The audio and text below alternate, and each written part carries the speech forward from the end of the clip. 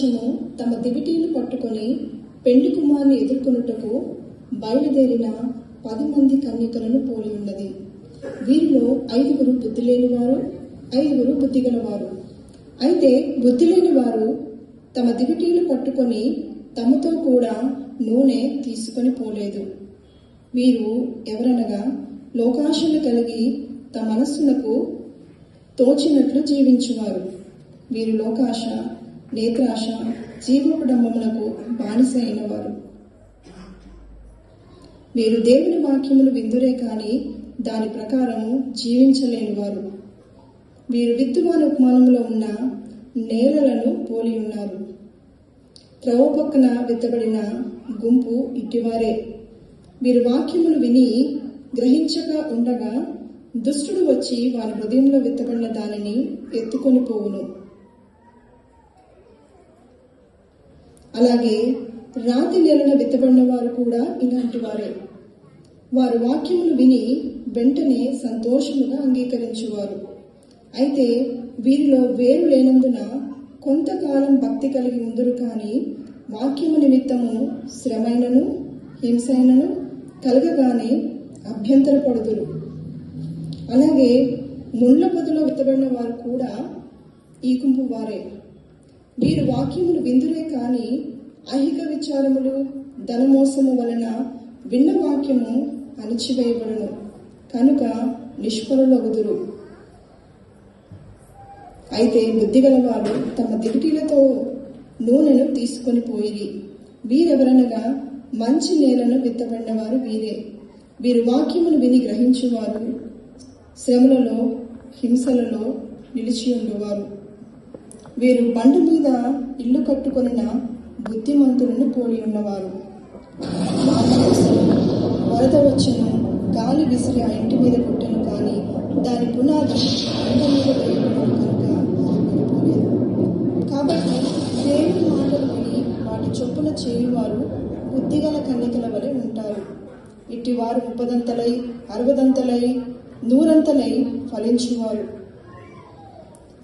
అయితే పెండ్లి కుమారుడు ఆలస్యము చేయగా వారందరూ కునికి నిద్రించిరి.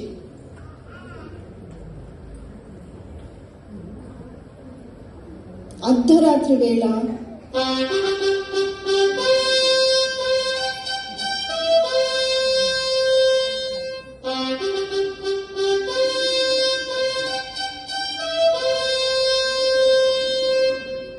ఇదిగో పెండ్లి కుమారుడు, అతని ఎదుర్కొనరండి అని ఒక కేక వినబడెను. అప్పుడు కన్యకలందరూ లేచి తమ దివిటీలు చక్కపరుచుకున్నారు.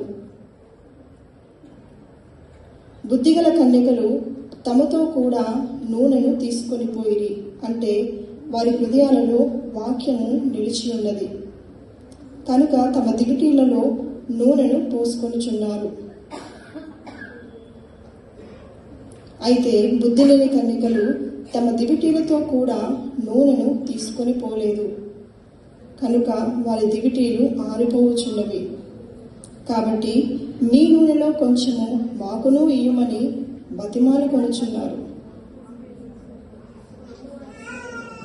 అందుకు బుద్ధిగల కన్యకలు, మాకును మీకును మా దగ్గర ఉన్న నూనె చాలదు, కావున మీరు అమ్మువారి యొద్దకు వెళ్ళి కొనుక్కొనుమని చెప్పుచున్నారు. అయితే బుద్ధి లేని వారు అమ్మువారి యొద్దకు వెళ్ళి నూనె కొనబోచుండగా పెండ్లి కుమారుడు వచ్చాడు.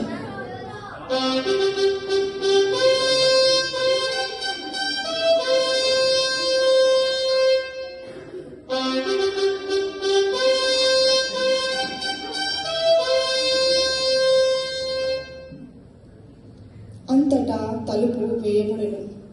ఆ తరువాత బుద్ధి లేని కన్యకలు వచ్చి, అయ్యా అయ్యా మాకు తలుపు తీయమని అడగగా ప్రభువు, మిమ్ము నెరగనని మీతో నిశ్చయముగా చెప్పుచున్నాను. అంతటా బుద్ధి లేని కన్యకలు ఆ మాటలు విని బహుగా ఏడ్చి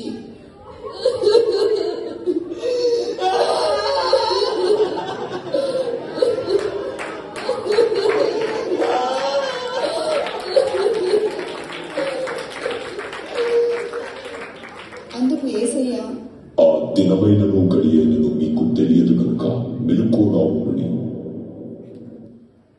ఆనాడున బుద్ధి లేని కన్యకలు విడవబడిరి. అయితే బుద్ధి గలవారు యేసు ప్రభువును ఎదుర్కొని పరలోకమునకు ఎత్తబడిరి. ఆమేన్.